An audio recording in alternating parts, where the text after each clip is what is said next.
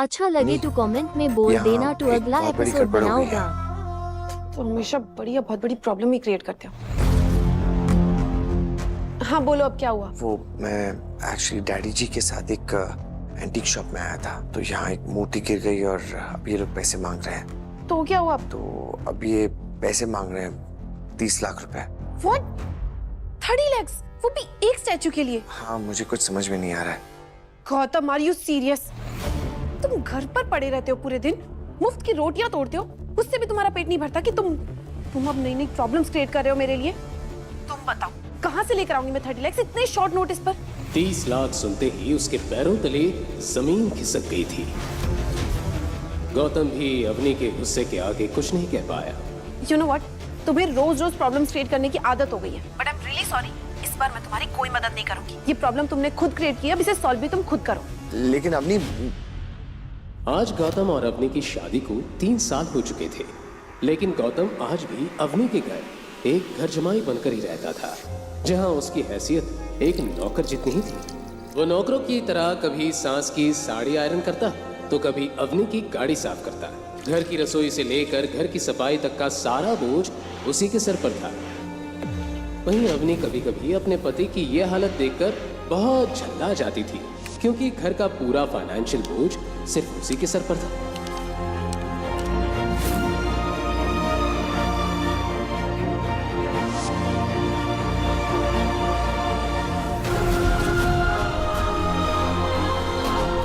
लेकिन अम्मी, ये स्टैचू पापा के हाथ से टूटा है, इसमें मेरी क्या गलती है? मुझे समझाने का मौका तो दिया होता, बिना मेरी बात सुने फोन काट दिया तुमने।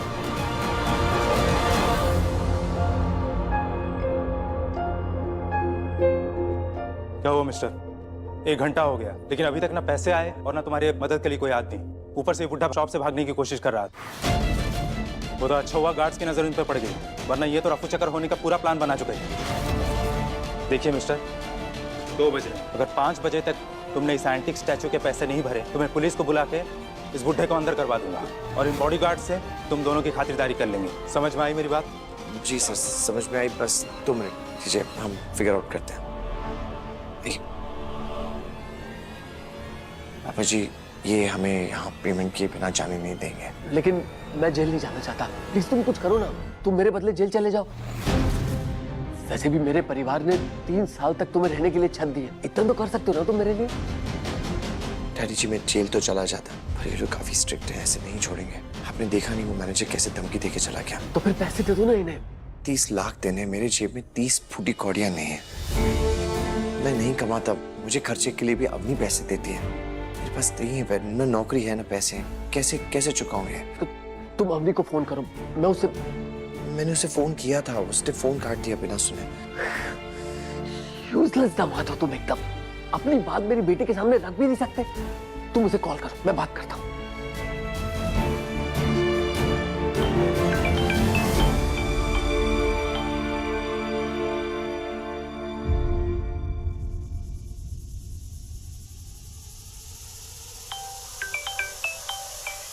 Gautam, are you mad? मैंने कहा ना मुझे काम के टाइम डिस्टर्ब मत किया करो। अब दोबारा कॉल किया ना तो बेटा, मैं डैडी बोल रहा हूँ।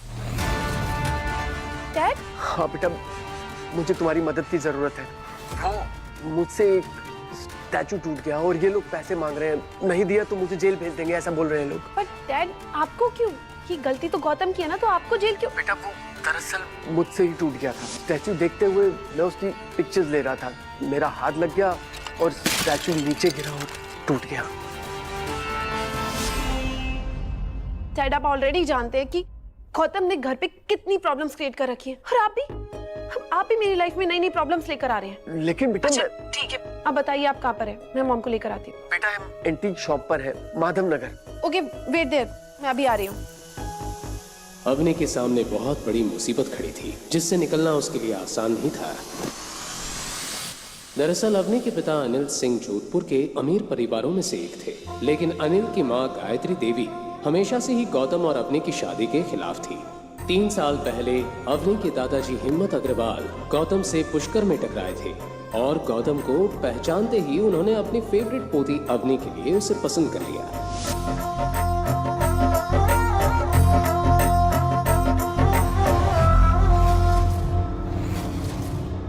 अवनी अपने दादाजी से बहुत प्यार करती थी और उनकी किसी भी बात को टाल नहीं सकती थी।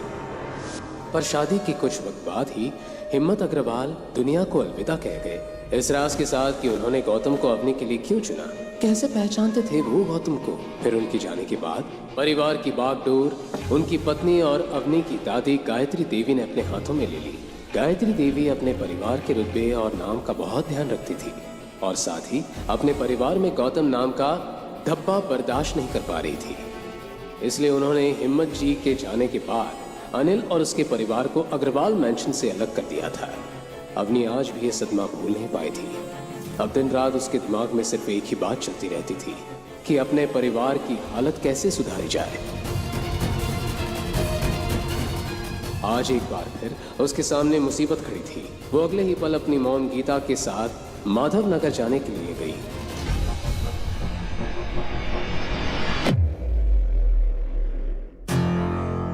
डैड, अब ठीक तो है ना?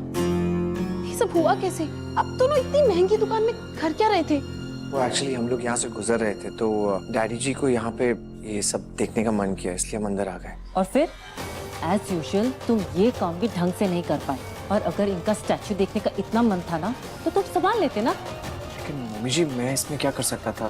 मैंने तो डैडी जी को बोला पर उन्होंने कहा और तुमने मान लिया। तुम कब से इतने आज्ञाकारी बन गए? मॉम, ये सारी बातें तो हम बाद में भी कर सकते हैं ना। अभी के लिए जो इम्पोर्टेंट है हमें उसके बारे में सोचना चाहिए। ये 30 लाख रुपए आएंगे कहाँ से? इसी बात पर गुस्सा आ रहा है। तो ससुर जी हमारे लिए प्रॉपर्टी कुछ भी नहीं छोड़ गए और ये पनौती हमारे नसीब में बांध गए। मॉम, क्या मॉम? तो इस स्टैचू के लिए मैं अपना घर और अपनी कार बेच दूं और सड़क पे आ जाऊं? और वैसे भी इसे बेचने से भी इतने पैसे नहीं आने। सभी प्रॉब्लम का हल ढूंढने के लिए सोच में पड़ गए। टाइम निकलता जा रहा था। वहीं दूसरी तरफ मैनेजर की नजर बराबर अनिल पर ही थी। उसने पैसे मिलने की उम्मीद छोड़ दी थी और कमिश्नर साहब को इन्फॉर्म कर दिया और 3 घंटे पूरे होने का वेट करने लगा।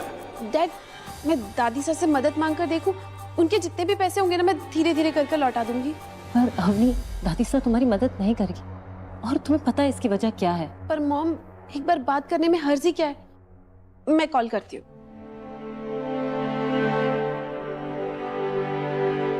अवनी ने अगले ही पल अपनी दादी गीता देवी को कॉल लगा दिया, पर उसे यही डर सता रहा था कि गीता देवी उसका फोन उठाएगी कि नहीं। हाँ दादी सा, मैं अरे तुम्हारा नंबर मेरे पास है, बोलो क्या काम है? गीता देवी बड़े ध्यान से उसकी बात सुन रही थी। हाँ ठीक है, मैं तुम्हें पैसे दे दूंगी, लेकिन इसके बदले में तुम्हें मेरी एक शर्त माननी पड़ेगी। शर्त? कैसी शर्त? हमारी फैमिली जल्द ही जोधपुर के सबसे बड़ी कंपनी अवतार ग्रुप के साथ मिलकर काम करने जा रही है। अगर आज भी तुम्हारी आंखों में मेरे लिए कोई इज्जत है या मुझे अपनी दादी मानती हो, तो अभी के अभी तुम गौतम को तलाक दे दो। अवतार ग्रुप के चेयरमैन के बेटे कबीर के साथ शादी कर दो। दादी साहब, आप ऐसा कैसे बोल सकती हैं?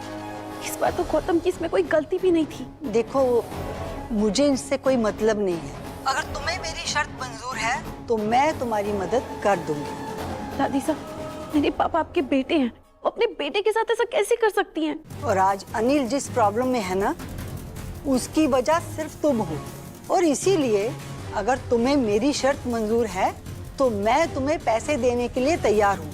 दादी साहब, मेरी बात। अवनी को अब सामने कोई रास्ता नजर नहीं आ रहा था। अवनी प्लीज डोंट वरी, मैं कुछ करता हूँ। अब क्या करोगे तुम?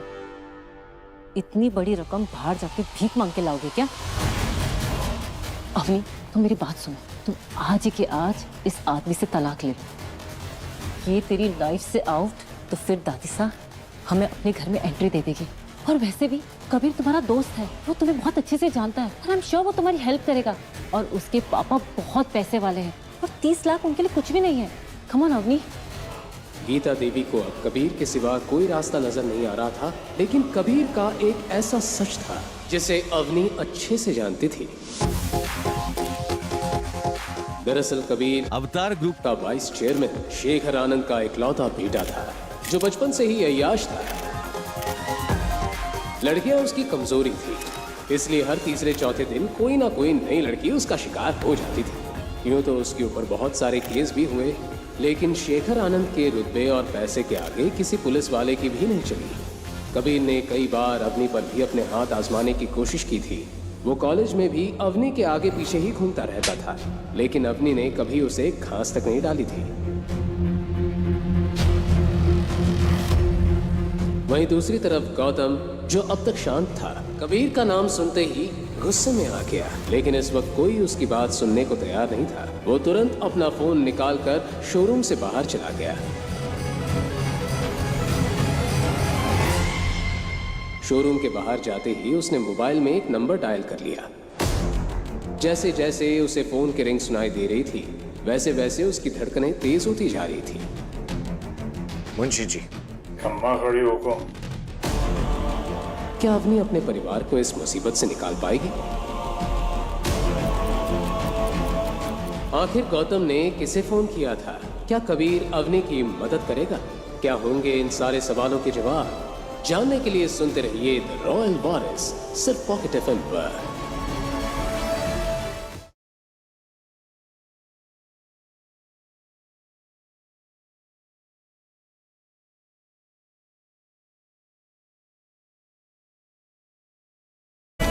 गौतम रघुवेंद्र का सबसे छोटा बेटा था, जो असल में रंजौड़ के राजकुमार थे। गौतम अपने पैलेस सुमेर भवन में ही बड़ा हुआ था। ये कहना गलत नहीं होगा कि वो सोने की चम्मच लेकर पैदा हुआ था, लेकिन जैसे जैसे गौतम बड़ा होता गया, उसके दिल में बाहर की दुनिया को जानने पहचानने की दिलचस्पी बढ़ती चली गई। वो हमेशा से अपनी शाही जिंदगी से तंग रहता था। और फिर एक दिन रघुवेंद्र ने उसकी शादी अपने खास दोस्त की बेटी दीपशिका के साथ तय कर दी।